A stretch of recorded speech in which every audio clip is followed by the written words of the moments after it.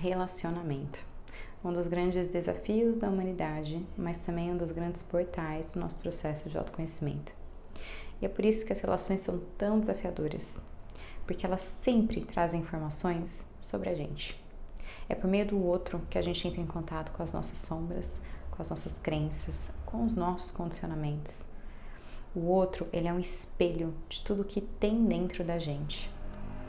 E muitas vezes a gente entra em contato com coisas que a gente tentou esconder. E aí esse espelho vem refletindo tudo isso. Todo que a gente tentou esconder da gente mesma. E aí é claro que essa pessoa, ela vai incomodar. Porque no fundo, não é a pessoa em si, mas é o que ela representa pra gente. Às vezes ela tá ali representando uma dor que a gente deixou de escanteio. Às vezes é um medo que a gente não quis olhar. Mas tudo isso, no fundo, é sobre a gente. Então, o incômodo com o outro, muitas vezes é um incômodo com a gente mesmo. Só que se a gente não olha para isso dessa forma, a gente corre o risco de colocar toda a culpa em cima da pessoa. E aí a gente também perde a oportunidade de aprender o que ela está tentando revelar pra gente. Que sim, vai ser muito útil para o nosso processo evolutivo. No momento em que a gente para, olha, entende e consegue dissolver isso. Então, é muito comum em determinadas relações as pessoas quererem se livrar, né, daquele espelho. Então, quando tem uma pessoa que surge na sua vida, que aciona gatilho, que traz muitas questões emocionais, ou mesmo dentro da nossa família, né, que é o nosso núcleo principal, né? A família é onde não tem como a gente fugir das relações desafiadoras. Elas foram ali propositalmente colocadas porque elas vão revelar questões que a gente vai precisar ver. E, de novo, como faz parte da nossa família, não tem para onde a gente fugir. Então, a gente vai ser obrigado a olhar para isso. Por isso que as relações familiares são as mais desafiadoras de todas. Porque dentro do nosso processo, a gente realmente encarna com seres que vão representar muito bem os nossos principais núcleos, as questões mais desafiadoras. Mas enfim, então diante disso, a gente entra em contato com uma pessoa que está ali constantemente espelhando questões nossas. E é desconfortável, né? Principalmente porque a gente tentou esconder, e aí o outro foi lá e começou a espelhar aquilo, começou a revelar uma coisa que a gente tentou deixar de lado. Então vai incomodar, não vai ser gostoso. E toda vez que a gente sentir esse incômodo, é quase que uma pressão, a gente vai querer tentar sair disso. E em algumas relações, a gente realmente sai da relação. Né? A gente pode romper uma amizade, romper um relacionamento amoroso, se demitir de um trabalho. Então, em alguns momentos, a gente vai encontrar formas de se livrar daquele incômodo. Só que se a gente não olhar para o que de fato aquela pessoa estava espelhando dentro da gente, a gente vai encontrar esse mesmo espelhamento em outra pessoa. Então a gente pode até pedir demissão porque aquele chefe é intragável, mas aí a gente vai lá e conhece um outro chefe exatamente com o mesmo perfil. Ou a gente passa a se relacionar com uma pessoa e em algum momento descobre que essa pessoa também, de novo, ativava aqueles mesmos gatilhos.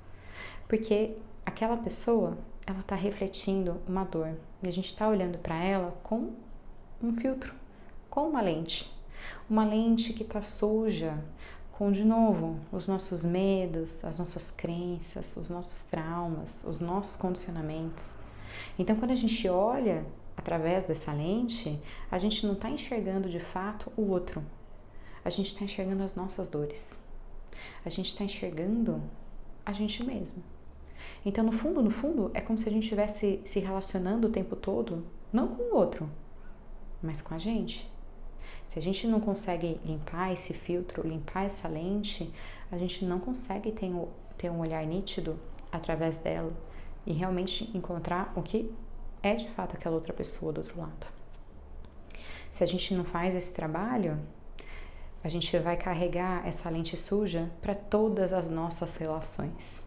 Sabe aquelas pessoas que falam, todas as pessoas que cruzam na minha vida são assim, assim, assado. Meu Deus, é sempre a mesma coisa. Todas elas são desse jeito. Será que realmente todas elas são desse jeito? Ou será que é a lente que essa pessoa está usando para ver essas pessoas?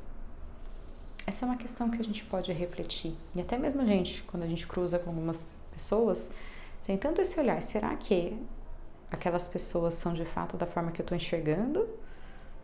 Ou será que eu que estou realmente enxergando com uma perspectiva até injusta, né? Porque a pessoa pode não ser aquilo, mas se a minha lente estiver suja, eu vou enxergar daquela forma. E aí aquela pessoa, ela vai receber uma projeção sua. Porque a projeção é isso, né? É quando você deposita no outro algo que é seu. Então, você, por exemplo, pode ter uma questão com a rejeição. Ai, todo mundo me rejeita. Ai, ninguém gosta de mim. Ai, eu me aproximo e as pessoas saem. E aí você começa a olhar tudo ao seu redor com essa lente. Então você foi almoçar e aí convidou uma pessoa para almoçar. Aí a pessoa disse que não podia, porque de fato ela não podia. Às vezes ela tinha outro compromisso, tinha um médico agendado. Mas como você tem essa lente da rejeição, ao invés de você enxergar de fato que a pessoa não podia almoçar com você, você vai olhar para aquilo e vai falar, é só comigo. Se fosse qualquer outra pessoa que tivesse feito o convite, essa pessoa teria aceitado, mas ela só não aceitou porque fui eu. Quando na verdade não tinha nada a ver com isso. A pessoa simplesmente não podia naquele dia. Então esse é um ponto muito importante. A gente tem que olhar para as lentes que a gente vai colocando nas nossas relações. Porque senão a gente está olhando o mundo o tempo todo com elas. A gente está vendo esses reflexos. Mas também a gente está jogando essa culpa no outro, dizendo que o problema é dele. Mas quem é que vai limpar a nossa lente? É a gente. E as relações, elas nos ajudam a primeiro, a partir do momento que eu começo a olhar essa lente, vamos de novo nesse exemplo da rejeição. A partir do momento que eu começo a olhar um mundo e entender que todo mundo me rejeita, eu preciso refletir. Será que realmente todo mundo me rejeita ou será que eu tenho a sensação de que todo mundo me rejeita? Até que ponto isso é uma verdade? Eu preciso questionar. Eu preciso questionar o que de fato eu tô vendo, porque se eu não entro nesse questionamento, eu vou me perder nessa projeção. Eu vou achar que eu realmente sou rejeitada por todo mundo ao meu redor. Eu não vou questionar se eu tô vendo as coisas com verdade. Porque no momento em que eu começo a questionar, eu amplio essa minha perspectiva. Eu começo a reparar. Tá, eu fiz um convite, a pessoa disse que não podia. Tá bom, vamos ver onde isso vai dar. Não vou tirar conclusões sobre isso. Não vou chegar e já assumir que ela não quer minha companhia. Eu vou observar. Vou convidar de novo. O que será que vai acontecer aqui? Aí passam uns dias, convidei de novo. A pessoa também disse que não podia de novo. É a segunda vez que essa pessoa não pode almoçar comigo. Mas ela foi almoçar com outra pessoa? Não, também não foi. Realmente eu vi ela saindo um pouco mais cedo, um pouco apressada. E não vi ela almoçando com outra pessoa. Tá. Talvez não seja ainda comigo realmente. Vamos lá. Terceiro convite. E aí, quem sabe a pessoa não aceita? Ou seja, se na primeira vez que eu convidei eu já assumi que eu estava sendo rejeitada, para onde eu vou? Provavelmente eu vou para um lugar de defesa. Provavelmente eu me fecho. E aí eu passo a rejeitar, porque é meu mecanismo de defesa. Qual que é o mecanismo de defesa do rejeitado? Rejeitar. Então eu fiz o convite, a pessoa disse que não podia. Eu assumi que ela estava me rejeitando. Tá bom, não quero mais nada com essa pessoa, ela vai ver só. Corto relação. Paro de me relacionar com ela. Ah, também agora se ela me convidar também não vou dizer que eu não quero ir. Percebe como uma lente errada coloca em risco toda uma relação?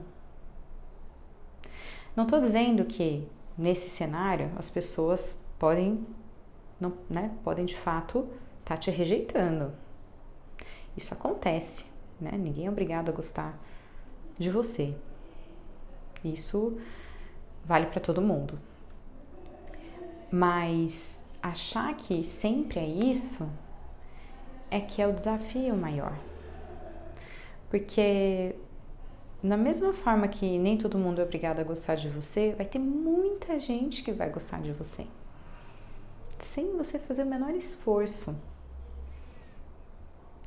Então, por quê? Porque é uma questão de afinidade, é uma questão de ressonância. Às vezes aquela pessoa que está te rejeitando não tem nada a ver com você. E graças a Deus que vocês não estão se relacionando. Porque nem você ia gostar da amizade ou, enfim, da relação. Então a gente também tem que tomar cuidado para essa lente não já julgar o que o outro está fazendo com você e também para a gente não cair nessa cilada de ficar obcecado, né, querendo reverter a situação a todo custo. Ah, não gostou de mim? Preciso então encontrar formas de fazer com que essa pessoa goste. Entender que se ela não gostou, é porque não faz sentido, mas vai ter outra pessoa que vai fazer muito mais sentido e que vai ser muito mais fluido, muito mais natural, muito mais agradável e nutritivo para você. Mas voltando para essa questão da lente, né? Então os relacionamentos, eles refletem nossas questões, eles espelham essas questões. A gente está o tempo todo se relacionando com a gente por meio desse espelhamento. Tem até um ditado, né, que fala: se doeu, toma que é seu. É exatamente isso. Se você se incomodou com a forma com que o outro te tratou, agiu, falou com você, olha para esse incômodo. Em primeira instância, reflete sobre ele. Onde que pegou? O que isso ativou dentro de você? Talvez seja uma dor, uma mágoa de alguém da sua família que te tratou de um jeito um pouco mais agressivo. Talvez, né? E aí eu não tô dizendo que, tudo bem, mas se a pessoa foi grosseira com você, né? Como assim? A pessoa é grosseira, então vai poder ser grosseira com todo mundo, inclusive comigo, e o problema é meu? Não. Estou me referindo ao quanto você se afeta pelo comportamento do outro. Uma pessoa ser grosseira faz dela uma pessoa grosseira e mal educada. Agora, você se afetar em um nível intenso com a grosseria dela, no sentido de, nossa, eu me senti humilhado, me senti ofendido, isso é sobre você. O outro foi grosseiro, mas você interpretar como uma humilhação e ofensa é uma dor sua. Quando a gente olha para o incômodo e a gente entende o que é nosso, o outro pode ser o que ele quiser. E eu posso não concordar, e eu posso olhar e falar: nossa, que pessoa grosseira, nem quero mais me relacionar, porque com essa grosseria não aceito. Mas eu sigo minha vida e eu sigo em paz. Eu não sigo, meu Deus, olha só essa pessoa, tem que dar um jeito, tem que interjetar. Não, porque o que te move para esse outro pensamento, essa indignação, é um incômodo seu, é uma dor sua.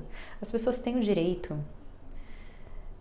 de serem grosseiras, de serem chatas, de serem mal educadas. Elas têm esse direito. Não significa que a gente é obrigado a conviver com elas? Não significa, mas elas têm o direito. Assim como a gente tem o direito de se retirar. Mas, se aquilo me dói, eu preciso olhar. Porque é um espelhamento. E esse espelhamento é importante ser revisitado. Para que eu consiga me libertar dessa dor. E ser livre. Para sair de qualquer relação sem deixar partes minhas que ficaram quebradas ali. Pensa sobre isso, começa a olhar para as suas relações como portais para o seu processo de autoconhecimento, porque é por elas que você vai entrar em contato com o que você precisa saber sobre você.